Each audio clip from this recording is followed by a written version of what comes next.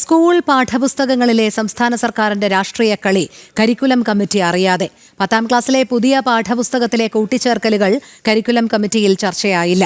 രാഷ്ട്രീയ ഭാഗങ്ങൾ ഉൾപ്പെടുത്തിയത് വിദ്യാഭ്യാസ മന്ത്രിയുടെ പ്രത്യേക താൽപര്യപ്രകാരം. പാഠപുസ്തകത്തിൽ ഉൾപ്പെടുത്തിയ റിസോർട്ട് രാഷ്ട്രീയവും ഇലക്ട്രൽ ബോണ്ടിലെ കോടതി വിധിയും ചട്ടവിരുദ്ധമായി.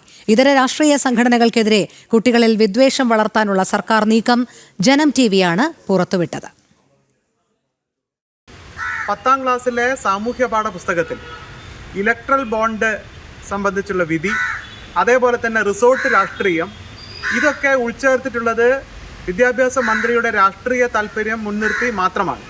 കരിക്കുലം കമ്മിറ്റിയിൽ ചർച്ച ചെയ്യാതെയാണ് ഇത്തരം വിഷയങ്ങൾ പാഠഭാഗങ്ങൾ ഉൾപ്പെടുത്തിയിട്ടുള്ളത്. ഗവർണറെ സംബന്ധിച്ചിട്ടുള്ള പാഠഭാഗങ്ങൾ ഉൾപ്പെടുത്തുന്നതിന് ആർക്കും എതിർപ്പില്ല.